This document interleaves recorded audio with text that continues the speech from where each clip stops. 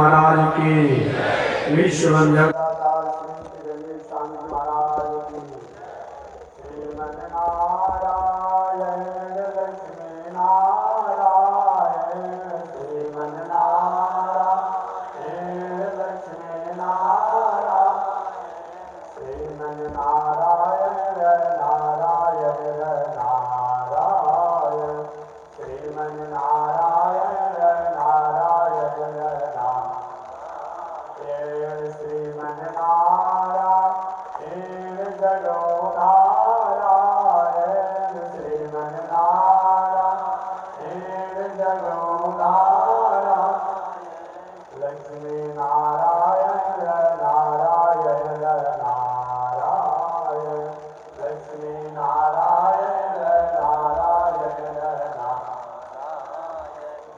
श्री लक्ष्मी नारायण भगवान की अनंताचार्य कृपया वेदांत द्वयपारगम रामकृष्णांग सदभक्त विश्वक्षेण मुनिं भजे कासायम यज्ञ सूत्रम शुचिवपुषि दधा चोर्धपुण्यं च माले यस्यास्ते दक्षस्ते कलिकुमति गिरीन्द्रेन्द्रवज्रं त्रिदण्डं संसाराग्नि प्रशान्त्यै हृतजलममलं दारुपात्रं पवित्रं श्रीविश्वक्सेन सूर्ये पदकमलयुगं श्रेयसे संश्रयामि लक्ष्मीनाथसमारम्भां नाथयामुनमध्यमाम् अस्मदाचार्यपर्यन्तां वन्दे गुरु परंपरा नारायणाय विद्महे वासुदेवाय धीमहि तन्नो विष्णु प्रचोदयात् महालक्ष्म्यै च विद्महे विष्णुपत्न्यै च धीमहि तन्नो लक्ष्मी प्रचोदयात् परमाराध्य श्री लक्ष्मी नारायण भगवान नित्य वंदनीय पूज्य गुरुदेव श्री त्रिदंडी स्वामी जी महाराज के जुगल चरणों में कोटि नमन। भगवत भागवत आचार्य कैंकर्य पारायण महानुभाव पावन भूमि पर श्री कृष्ण ठाकुर जी की कथा भागवत के अनुष्ठान के रूप में श्रवण कर रहे हैं। हमारे स्वामी उद्धव जी महाराज भी आप कथा सुना रहे हैं और मैं भी कुछ दिनों से अल्प समय में पावन कथा का निवेदन करते आ रहा। पावन कथा प्रसंग अंतर्गत पिछले दिन मैंने निवेदन किया था। शौनक ऋषि ने सूत जी से पूछा था, हे सूत जी, आपने कहा कि मैं वही कथा आपको सुनाऊंगा जिस कथा को एक समय सुखदेव जी ने राजा परीक्षित को सुनाई थी। सुखदेव जी कौन है, राजा परीक्षित कौन है, इनका जन्म कर्म की कथा क्या है। सूत जी ने सुखदेव जी की पूरी कथा सुना दी जो आप भी श्रवण कर चुके हैं। राजा परीक्षित का परिचय देते हुए सूत जी ने कहा कि हे ऋषि महेश शौनक ऋषि, पांडव वंश में समुत्पन्न अभिमन्यु की पत्नी उत्तरा से जिनका जन्म हुआ, राजा परीक्षित बहुत से विषम परिस्थितियों से होते हुए भी भगवान की कृपा के कारण उत्तरा के गर्भ में रक्षित होते हुए इस संसार में जन्म भगवान के चक्र से रक्षित होने के कारण भीम का एक नाम परीक्षित हो गया। परी कहा जाता है चक्र को जो रक्षित इसके द्वारा हो, या परम परमात्मा द्वारा जो रक्षित हो, या परमात्मा की इच्छा को अपनी इच्छा मानकर जो जीवन जीने वाला हो, या परतत्व ही जिसके जीवन का एकमात्र उद्देश्य हो, तो उसको परीक्षित कहा जाता है। परीक्षित जी के जन्म होने पर भगवान द्वारिकाधीश द्वारिका से आए, मंगल कामना किया। जो बालकों के जन्म पर जैसा उत्सव महोत्सव मनाया जाता है, दान पुण्य किया जाता है, किया गया। पांडव लोग सबकी गोद में दे रहे हैं, महाराज आशीर्वाद दीजिए, महाराज आशीर्वाद दीजिए, महाराज आशीर्वाद दीजिए। ये छोटा बालक अभी तो छोटा ही है, सबके गोद में जाता है, आंखों से देखता है ये कौन? और यही भगवान श्री कृष्ण के गोद में इस बालक को दिया गया, परीक्षित जी को दिया गया। बड़े जोरों से ये छोटा बालक हंसने लगा कर गिरा करके सर्वासन हो गया, और किसी की गोद में बालक हंसा नहीं। और भगवान द्वारिकाधीश की गोद में आते ही हंसने क्यों लगा? मानो वहां पर सांडिल ऋषि और सब लोगों ने कहा ये बालक पहचान गया, और दुनिया के लोग पहचाने ना पहचाने, एक बार किसी का नेक हो जाता है उसको जीवन पर्यंत भूलना नहीं चाहिए। ये बालक पहचान गया, यही है जो मेरी माता के घर में, मेरी माता के घर में मैं प्रायः मर ही चुका था, और मेरी माता भी मर चुकी थी, जो अपने घड़ा को चक्रों के समान घुमा करके और मेरी रक्षा की, जो मेरे सहोदर भी होते हैं, आज मैं उनकी गोद में हूं। यह देख करके भगवान श्री कृष्ण को बालक हंसने लगा, आनंद हुआ।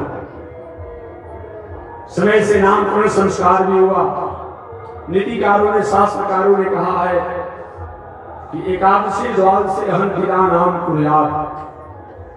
बालक के जन्म लेने के बाद, बालक बालिका, लड़का लड़की के जन्म लेने के बाद, बालक बालिका के जन्म लेने के बाद 11वां या 12वां दिन पिता द्वारा नामकरण संस्कार कर देना चाहिए। लिखा है एकादशी द्वादशी अहं पिता नाम कुर्यात्। नियम तो यही है कि बालक बालिका के पिता ही नाम रखें, परंतु अगर आपकी भावना है, आपकी परंपरा है, हमारे नाना नाम रखेंगे, मामा नाम रखेंगे, गुरुजी नाम रखेंगे, पुरोहित जी नाम रखेंगे, बाबा नाम रखेंगे, और कोई नाम रखेगा, वो हो सकता है। लेकिन शास्त्र कहता है कि एकादशी द्वादशी अहं पिता नाम कुर्यात्। 11वां या 12वां दिन पिता द्वारा बालक बालिका का नामकरण संस्कार होना चाहिए। ये बालक का नाम परीक्षित रखा गया, पूर्व के गुणों को देखते हुए, पूर्व के चरित्रों को चित्रण करते हुए इस बालक का नाम परीक्षित रखा गया। धीरे धीरे बढ़ने लगे, और भी जो संस्कार समय से होना चाहिए इस बालक को किया गया। समय पाकर के जनेऊ संस्कार भी किया गया इस बालक का, राजा परीक्षित का। जनेऊ संस्कार का भी नियम है अष्टदशम ब्राह्मण उपरेत एकादशी राजन्य द्वादशी विषय। 8 वर्ष पर ब्राह्मण की लड़का का जनेऊ संस्कार होना चाहिए, ये मनु जी का वाक्य है। 11 वर्ष पर क्षत्रिय के बालक का जनेऊ संस्कार होना चाहिए, और 12 वर्ष पर और बाकी जितने लोग हैं जो जनेऊ के अधिकारी हैं, जगो पवित्र के अधिकारी हैं, शास्त्रीय परिपाटी अनुसार, शास्त्रीय मर्यादा अनुसार उनका जनेऊ संस्कार होना चाहिए। अगर यह संभव नहीं हो पा रहा है तो पराशर ऋषि ने कहा है कि समय को दुगना कर दीजिए और उतने समय तक जनेऊ संस्कार हो जाना चाहिए। 8 दूनी 16 वर्ष तक ब्राह्मण के बालक का जनेऊ संस्कार हो जाना चाहिए। 11 दूनी 22 वर्ष तक क्षत्रिय के बालक का जनेऊ संस्कार हो जाना चाहिए, और 12 दूनी 24 वर्षों तक और जो जगह पवित्र के अधिकारी हैं शास्त्र से उनका जनेऊ संस्कार हो जाना चाहिए। बालक का जनेऊ संस्कार किया गया। अभी युवावस्था को भी नहीं संभाल पाए थे। एक दिन पांडवों से धर्मराज युधिष्ठिर जी अपने भवन में बैठे थे और उन्हें लगे सामना भगवान श्री कृष्ण के सामने। भगवान श्री कृष्ण का युधिष्ठिर जी महाभारत संग्राम में कुरुक्षेत्र के मैदान में लाखों लोग वीर गति को प्राप्त किए। उस समय आपके नेत्रों से अश्रुधारा बहते नहीं देखा गया। आज इस खुशहाली के अवसर पर, आनंद के अवसर पर आप रो रहे हैं, ऐसा क्या? धर्मराज ऋषि ने कहा प्रभु द्वारिकाधीश, इस राज से क्या लेना देना? इस राज के लिए लाखों नारियों को विधवा होना पड़ा, लाखों बालकों को अपने भावक से विहीन होना पड़ा। ये पृथ्वी खून से पट गई। ऐसे राज से क्या लेना देना? ये राज का कोई मतलब नहीं होता। मेरे मन में यही इच्छा थी कि मैं हस्तिनापुर का मैं पृथ्वी का सम्राट बनता, पर मेरे मन में भावना नहीं होती। आज ऐसा हिंसा क्यों? भगवान श्री कृष्ण ने समझाया, युधिष्ठिर जी आपके चाहने से हुआ है, आप कुछ कर सकते हैं क्या? नहीं महाराज, मेरे मन में इच्छा थी, लेकिन नहीं, जो हुआ वो ऐसे ही होना था, आप एक निमित्त बन गए। जैसा श्रीमद् भगवत गीता का उपदेश भगवान श्री कृष्ण ने कुरुक्षेत्र के मैदान में दिया, वैसे ही उपदेश ठीक धर्मराज युधिष्ठिर को दिया, परंतु धर्मराज युधिष्ठिर पर प्रभाव नहीं पड़ा। लेकिन जिसके प्रति हमारी निष्ठा नहीं होती है, बात कितना भी अच्छा कोई कहे, हृदय में बैठ नहीं पाता। धर्मराज युधिष्ठिर भगवान श्री कृष्ण को यही मानते हैं कि ये मेरे मामा लगते थे ना, ये मेरे मामा के ही हैं, यही समझ मानते थे। उनकी माता बुआ थी ना, ये मानते कि मेरे अपने सुहृद हैं, प्रेमी जन हैं, उन पर स्नेह की भावना रहती। भगवान श्री कृष्ण विचार के कैसे उपदेश दिलाया जाए, ये मानने वाले तो है नहीं। अचानक भगवान द्वारिकाधीश एक दिन जाने की तैयारी के द्वारिका, पांडव लोग रोने लगे, महाराज आप कहाँ जा रहे हैं, हम लोग को छोड़ करके? आप जब जाने की बात करते हैं तो प्राण बाहर निकल जाता है, ऐसा प्रतीत होता है, समझ लीजिए। भगवान का मेरा भी तो है, मेरा भी तो द्वारिकापुरी है, वहां लोग हैं। इतने विह्वल हो गए पांडव लोग आनंद में, भगवान द्वारिकाधीश के स्नेह में। भगवान का पांडव सुनो, आज की यात्रा में स्थगित कर दिया, भली बात आप लोग। पुनः कुछ दिनों के बाद द्वारिकाधीश पुनः जाने की यात्रा की, और द्वारिका जाने की यात्रा की अचानक कुंती मैया आ गई और रोने लगी। द्वारिकाधीश आप जाने की बात करते हैं, जब जब मेरे परिवार मेरे पुत्रों पर संकट आपत्ति विपत्ति आई, कभी दुर्वासा के कुचक्र से, कभी दुर्योधन के कुचक्र से, जो दुर्वासा को खिला पिला करके ऐसा संतुष्ट किया कि दुर्वासा ऋषि से सब वरदान लिया था दुर्योधन महाराज, मैं सेवा तो किया हूं, लेकिन सेवा का आशीर्वाद आप देना चाहते हैं, वरदान देना चाहते हैं। तो पांडव लोग जो वनवास में हो, अज्ञातवास में हो, वहां उस समय पहुंचे जब पांडवों के पास अपने खाने का ठिकाना नहीं हो, और अपने हजारों हजारों शिष्यों के साथ आप जाइए। उसमें कथा अपने बाद में सुने होंगे, गए दुर्वासा जी, भगवान द्वारिकाधीश वहां पहुंच करके पांडवों की रक्षा किए, और बिना खाए भी दुर्वासा ऋषि उनके शिष्य लोग वहां से लौट गए। कथा बहुत विस्तार से प्रसंग वर्षन है। आगे कुंती माता कहती है, महाराज आपने कभी हिडिंबा, कभी रक्षागिरी, कभी मिश्रित लड्डू, और कभी कौरवों के अनेकों कुचक्र से, जहां भीष्माचार्य, जहां कृपाचार्य, जहां द्रोणाचार्य जैसे भगवान और बलिष्ठ और महारथी हो, वहां मेरे पुत्रों की क्या चलने वाली है, उससे आपने रक्षा किया। ये महाभारत संग्राम में हुआ, इसमें पुत्रों की क्या स्थिति है, तो ये प्राप्त करते, विजय तो आपने प्राप्त किया, लेकिन मेरे पुत्रों को अपने आप में सौंप दिया, मेरे पुत्रों को आपने प्रतिष्ठा बढ़ा दी, आज आप जा रहे हैं। रोने लगी कुंती माता।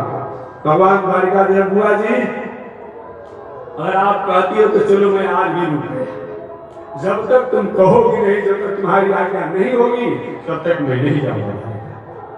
भगवान द्वारिकाधीश आगे कुंती माता स्तुति करने लगी, द्वारिकाधीश आप केवल मेरे भाई के पुत्र नहीं है, मेरे भतीजे नहीं है, आप साक्षात भगवान हैं, आप साक्षात ईश्वर हैं, आप साक्षात परमात्मा हैं। भगवान श्री कृष्ण का है, पांडव सुन रहे हो, आज बुआ जी भावना में बावरी हो गई है, बावरी हो गई है, हमको भगवान बनाकर खड़ा कर दिया। मैं भगवान नहीं हूं, एक बुआ जी ने हमको भगवान बना दिया है तो भगवान से कुछ मांगा जाता है। आप लोग भगवान के देवी देवता के मंदिर में जाते हैं, 50 ग्राम आपने लसदाना ले लिया, चिनिया बादाम ले लिया, 2 रुपया का कहीं और कुछ मिठाई ले लिया, मांगते कितना है? लाखों रुपया का, करोड़ रुपया का। ऐसा वाला ही भक्ति होती है। हमारे पूज्य गुरुदेव श्री त्रिदंडी स्वामी जी महाराज कहा करते थे, सुई करी दान आ चढ़े कमाने विमान। ऐसा वाला होता है क्या? आप सुई को दान करिए और सोचिए हमारे में विमान आ जाए, ये कोई मतलब होता है? कोई मतलब नहीं होता है। इसीलिए मैं निवेदन करना चाहूंगा, या तो आप परमात्मा से मांगिए मत, या और जिसकी पूजा करते हो मांगिए मत देवी देवता की। अगर मांगते हैं तो जितना आप दिए हैं उसका उतना मांग लीजिए या दुगना मांग लीजिए, और क्या करेंगे? यही करिए, उतना ही मांगिए। 100 रुपया को दिए तो 200 रुपया कम ना कीजिए, और 100 रुपया दान करेंगे, लाख रुपया कम ना करेंगे। ये बात अच्छी नहीं लगती है भगवान को। ऐसे भक्तों को देखकर भगवान वहां से हट जाते हैं। याद रखिए, कुंती माता ने कहा, बुआ जी जो मांगना है तो मांग लो, वही दूंगा, जो तुमको मांगना है। और मांगने की जहां तक बात है तो सबसे पहले पांडव लोग ही मांगे। धर्मराज युधिष्ठिर से पहले भैया आप ही मांग लीजिए, आप राजा है, बड़े भाई हैं। धर्मराज युधिष्ठिर ने कहा, प्रभु अगर आप देना चाहते हैं तो यही दीजिए। मेरे जीवन में जब तक श्वास रहे तब तक मर्यादा धर्म संस्कृति का कभी मैं त्याग न करूं। भगवान ने कहा, ये वस्तु यही होगा। भीम दादा से पूछा गया, आप ही मांग लीजिए। भीम दादा ने, गोविंद हर परिस्थिति में मैं पूजा करूं, पाठ करूं, जप करूं, दान करूं, तीर्थ करूं, एक भोजन में किसी से समझौता नहीं हो, मुझे वरदान दे दीजिए। जैसा होता है हुआ अर्जुन से मांगने के लिए, अर्जुन आप ही मांग लीजिए। अर्जुन के, प्रभु यही मैं मांगता हूँ कि मैं आपका चेला, आप हमारे गुरु, ये मेरे मन में भावना बनेगा। ठीक है। नकुल सहदेव आप लोग मांग लो। नकुल प्रभु आपके चरण में प्रीति बनी रहे। सहदेव के, प्रभु मैं भाइयों की सेवा करते रहूं। बारी आई द्रौपदी जी की, अरे तुम भी मांग लो। द्रौपदी से भगवान श्री थोड़ा सा टकरार भी करते थे। टकरार 2 प्रकार की होती है। एक टकरार जो होती है शरारत होती है, एक टकरार जो होता है हास्य होता है, आनंद होता है, और एक टकरार जो विवाद में होता है। तो द्रौपदी हमेशा भगवान श्री कृष्ण थोड़ा सा हास्य में टकरार करते थे। अरे द्रौपदी तुम ही मांगो। द्रौपदी ने कहा, गोविंद अगर आप देना ही चाहते हैं कि आपके चरणों में मेरी भक्ति बनी रहे। उत्तरा ने भी मांगा, आप भी मांगो। उत्तरा अभिमन्यु की पत्नी है उत्तरा, आप भी मांगो। प्रभु आपने जो दे दिया इससे अधिक मांगने को सकता नहीं, इसी को आप बरकरार रखिए, यही मेरी मांग है। और सबसे अंतिम बुआ जी, जब आपने हमको भगवान बना ही दिया है तो भगवान से कुछ मांगा जाता है। भगवान की कितनी इसमें विषम परिस्थितियां हैं। अपने अपने घर में देवी देवताओं को देखिएगा, दिन भर में 6 बार भोजन आप करते हैं, 9 बार पानी पिएंगे। भगवान को सुबह 1 गिलास जाना, शाम को 1 गिलास जाना, बाकी बस पर्दा उड़ा देते हैं। एक कितना आपने परिस्थितियों को बिगाड़, यही मतलब होता है, यही भगवान का मतलब होता है। नहीं, भगवान का मतलब होता है कि छोटी बालक जो है, जैसे छोटा लड़का जो है 6 महीना का, साल भर का, हमेशा माता के आचरण में रहता है, माता को दूध पान करता है, कुछ करता है। उसी तरह भगवान बालक के संग होते हैं। हमेशा कभी जगाइए, कभी भोग लगाइए, कभी कुछ करिए, कभी सुताइए, कभी जगाइए, मैंने 24 घंटा ये भगवान का मतलब होता है। भगवान का मतलब ये नहीं 1 गिलास जाना सुबह, 1 गिलास जाना शाम को लगा कर बस घूम रहे हैं। भगवान द्वारिकाधीश का, बुआ जी आप मांगो, जब तुम भगवान ने बना दिया तो। कुंती माता ने, गोविंद अगर आप देना चाहते हैं तो मेरे जीवन में बार बार विपत्ति आवे और इस विपत्ति को दूर आप ही कर पाए। भगवान ने क्या कहा? विपत्ति, दुख। अरे दुख के नाम को सुनकर लोग भयभीत हो जाते हैं। अब तुम दुख मांग रही हो, क्या दुख से तुम्हें शांति नहीं मिला, संतुष्टि नहीं मिला? कुंती माता ने कहा, द्वारिकाधीश इस सुख का फल तो है, मेरे पुत्रों को राज मिला और आप जाने की तैयारी में हैं।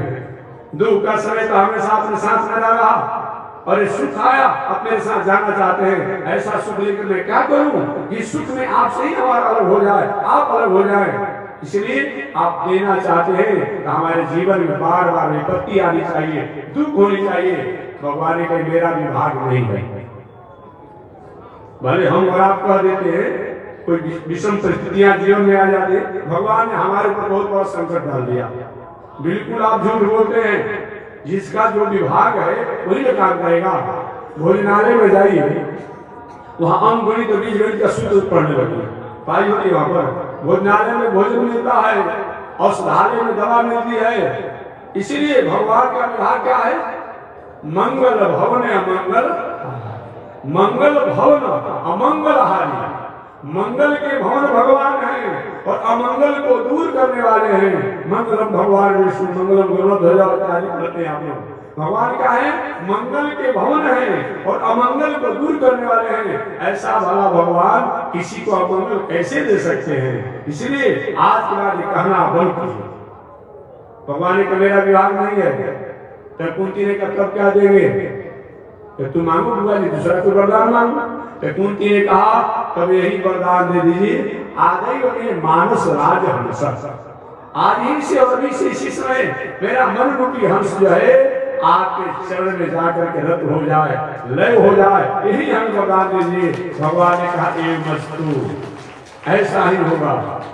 सभी भगवान द्वारिकाधीश रूप गए, पांडवों को आगे उपदेश देना है। भगवान द्वारिकाधीश रूप अगला दिन प्रातः काल हुआ, देखे तो भगवान द्वारिकाधीश ने जहां निवास स्थान पर बैठे थे, नेत्रों को बंद किए थे। धर्मराज जोशी रोज के नियमानुसार जाकर के प्रणाम और समाचार सुनते थे। प्रातः काल जब वे धर्मराज जोशी भगवान श्री कृष्ण के भवन में जहां निवास किए थे, नेत्रों से अश्रुधारा बह रही थी, रो रहे थे। द्वारिकाधीश इस स्थिति को देख के धर्मराज ऋषि को कहूंगा, द्वारिकाधीश को धर्मराज ऋषि का प्रणाम स्वीकार हो। भगवान नेत्रों को खोला, आप रो रहे हैं, ऐसा क्यों? क्या हस्तिनापुर में कोई तकलीफ है? किसी ने कोई अपमान कर दिया? क्या आपकी मर्यादा गरिमा को कहीं कोई ख्याल नहीं रखा है? आखिर रो क्यों रहे हैं? भगवान ने कहा ऋषि पांडव, मुझे किसी प्रकार की तकलीफ नहीं है। जैसा द्वारिकापुर वैसा हमारा हस्तिनापुर है, लेकिन मैं नहीं रो रहा हूं, मुझे कोई रुला रहा है। अच्छा, वो कौन रुला रहा है महाराज? बताइए, वो कौन है? एक वही जो कुरु वंश का सूर्य जो अस्ताचल की ओर जाने वाला है, कुछ ही समय के मेहमान हैं, उनका नाम है विश्व। पांडव भीष्माचार्य कोई समान नहीं है, निश्चित ब्रह्मचारी है, 58 दिनों से बाणशैया पर पड़े हुए हैं। उन्होंने हमको याद किया, चिंतन किया, ध्यान किया। भीष्माचार्य ने ध्यान किया था, जैसे द्वारिकाधीश ने संग्राम के क्षेत्र में प्रतिज्ञा किया था कि हरि से अस्त्र कहाऊं, नहीं तो संतन सूत्र कहाऊं। मेरी प्रतिज्ञा को पूरा करने के लिए भगवान द्वारिकाधीश आए। क्या मेरे मरने के समय मुझे दर्शन दे नहीं आएंगे? वही हमको याद कर रहे हैं। ये भीष्माचार्य याद किए, स्मरण किए, चिंतन किए। और भगवान जब आप किसी को मिसकॉल करते हैं तो वही व्यक्ति आपके पास कॉल करता है, मिसकॉल करता है। जब भीष्माचार्य वहां कुरुक्षेत्र के मैदान में 58 दिनों से बाणशैया पर बैठे थे, जब चिंतन किए तो भगवान का ध्यान आकर वही मुझको याद कर रहे, उन्हीं की याद में रो रहा था। पांडव सूर्य वंश का, कुरु वंश का सूर्य अस्ताचल की ओर जाने वाला है। ऐसा कोई निधिज्ञ, ऐसा कोई रैतज्ञ, ऐसा कोई विज्ञ, ऐसा कोई ज्ञानी नहीं मिलेगा। धर्म उपदेश, समाज नीति, राष्ट्र नीति, कुल नीति, परिवार नीति सभी को चलकर सीख लो, ऐसा कोई महापुरुष नहीं मिलेगा। सारे पांडवों से ही, कुंती सहित पांडव लोग और भगवान द्वारिकाधीश कुरुक्षेत्र के मैदान में गए। भगवान ने कैसे दादा के पास जाए, हो सकता है कि नाराज मत हो जाए। सबसे पहले अर्जुन गए, दादाजी को प्रणाम किए। दादाजी, मैं पांडव अर्जुन आपको प्रणाम करता हूँ। भीष्माचार्य थोड़ा अर्जुन से मुंह लगे हुए थे, भीष्माचार्य ने अर्जुन को, पांडवों को अंगुली पकड़ करके चलना सिखाया था। और अर्जुन के मुंह लगे हुए थे, जैसे छोटा बालक कभी होता है ना, अपने बाबा के दादा के पिता गोद बैठता है तो कई भाषा बोलता है, बाबा सुन लेते हैं। तो बचपन से अर्जुन भीष्माचार्य की संरक्षण में रहे, अंगुली पकड़ कर चलना सिखाया था कि पहले तुम जाओ। अरे अर्जुन कैसे आना हुआ? अरे दादाजी आपके दर्शन करने आए, अकेले आए हो? वो कहाँ है? कौन कौन? अरे वही जिनको कभी अपना साथी बना लेते हो, कभी गुरु बना लेते हो, कभी अपना साला भी बना लेते हो, वो का मित्र भी बना लेते हो, कभी भगवान भी बना लेते हो। कौन है? भगवान द्वारका प्रभु हमको आपने याद किया दादाजी। हाँ हाँ आइए द्वारकाधीश, जब आए तो सामने आइए। भगवान सामने आए भीष्माचार्य के। भीष्माचार्य निश्चित ब्रह्मचारी है, 58 दिनों से अन्न जल कुछ नहीं खाया। भीष्माचार्य ने कहा इनको पहचानते हो? इनको पहचानते हो? भगवान द्वारकाधीश का संकेत करते हुए अर्जुन, अरे इनको कौन नहीं पहचानेगा बाबा, इनको कौन नहीं पहचानेगा? नहीं नहीं अर्जुन, जितना तुम पहचानते हो इतनी इनकी पहचान नहीं है। जो महाभारत संग्राम हुआ, उस महाभारत संग्राम में विजय तुमने प्राप्त नहीं किया, बल्कि ये बल के रूप में तुम्हारे बाणों पर थे, विद्या के रूप में थे, ज्ञान के रूप में थे, और तुम धनुष चला रहा था। आगे जानते हो अर्जुन, जिस समय एक पीताम्बरधारी जब रथ चला रहे थे, प्रतिज्ञा किया था मैं संग्राम क्षेत्र में शस्त्र उठाऊंगा, और मैंने भी प्रतिज्ञा कर लिया था कि मैं इसे हथियार उठवा करके मानूंगा। और जब मैं पांडवों पर, तुम लोग पर बाणों का बौछार करने लगा, इस समय से नहीं रहा गया और रथ से कूद पड़े, और रथ के टूटे हुए चक्का जो था, पहिया जो था, उसको लेकर मुझे मारने के लिए दौड़े।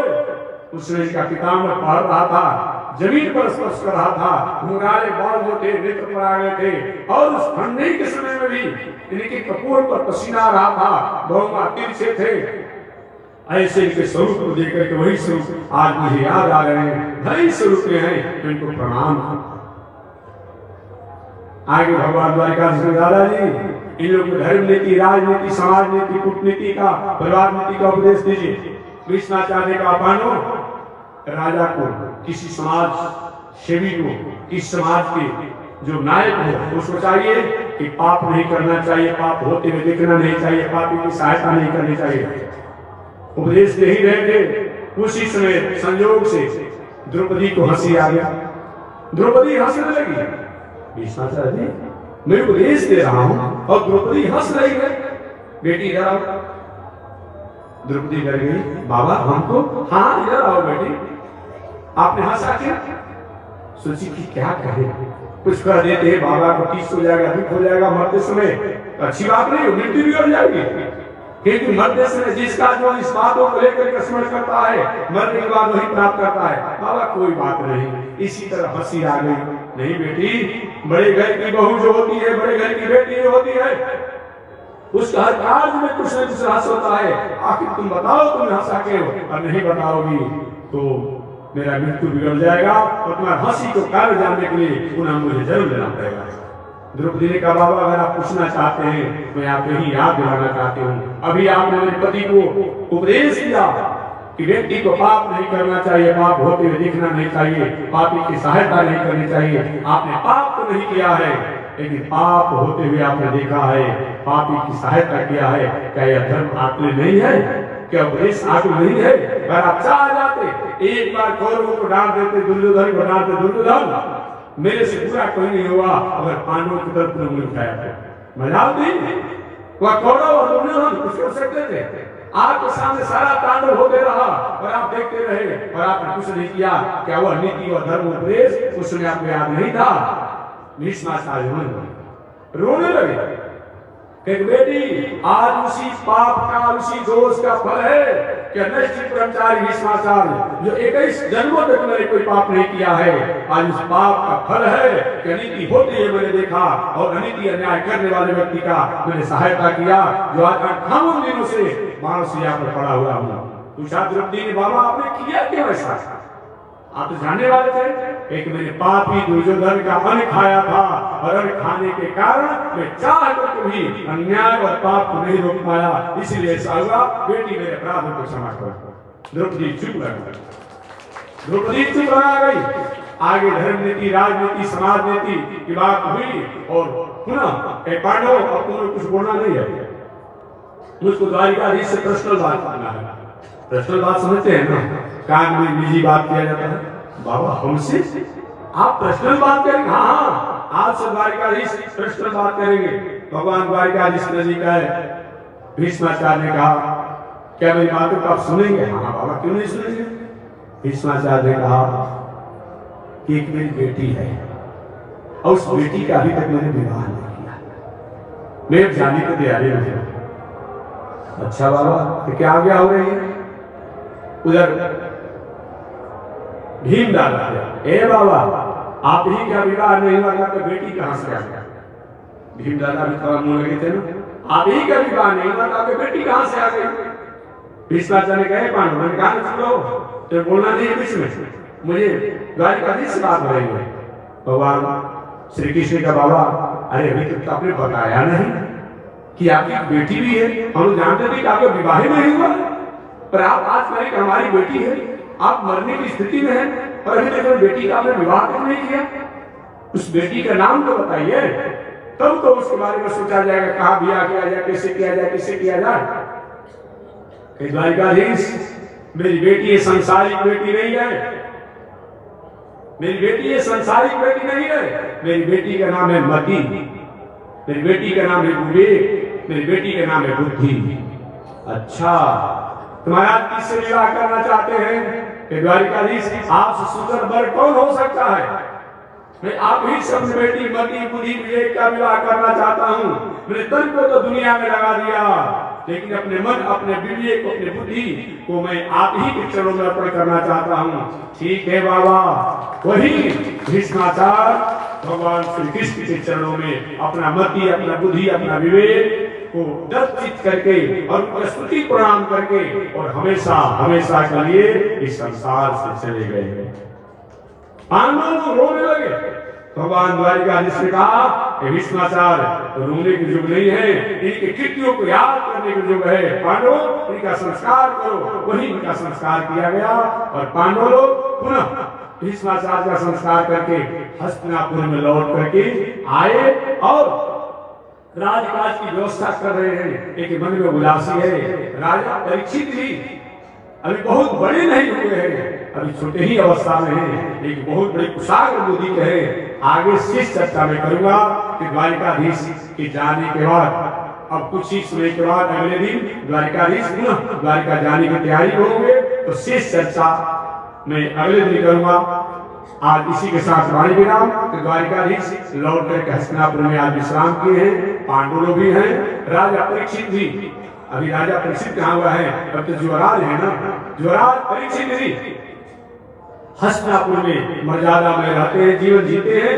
तो अगले दिन आप सर्वे करेंगे कि पांडव लोग आगे की कौन सा क्रिया किए, कार्य किए और परीक्षित किस प्रकार से राजा बन करके और हस्तिनापुर को संभाले। शेष चर्चा अगले दिन आज इसी के साथ वाणी विराम। श्रीमन नारायण लक्ष्मी नारायण, श्रीमन नारायण लक्ष्मी, श्रीमन नारायण नारायण नारायण, श्रीमन नारायण। बोलिए श्री लक्ष्मी नारायण भगवान की, भास्कर भगवान रामानुजाचार्य स्वामी महाराज की, विश्व वंदनाचार्य श्री त्रिवेणी स्वामी महाराज की।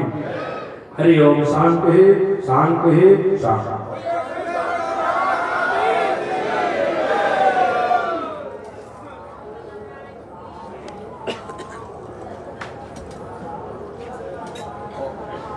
ओम चंद्रवामन समजात चक्षो सूर्योदयायत श्रोत्राद्वायुष प्राण संखार विरजायत श्रीशते लक्ष्मी शमत्र्या महोरात्रे पार्श्वे नक्षत्राणि रूपमस्मिनौ व्यापन्न ईश्वरे निघाड़ा मोमयि घाड़ सर्वलोकं मयि घाड़ कासायं यज्ञसूत्रं शुचिवपुषितता शोर्धपुण्ड्रं च वाले यस्यास्ते दक्षस्ते कलिकुमतिगिरीन्द्रेन्द्रवज्रं त्रिदण्डं संसाराग्नि प्रशान्ते धृतजलममलं दारुपात्रं पवित्रं श्रीविश्वक्सेनशौर्य पदकमलयुगं श्रेयसे संश्रयामि।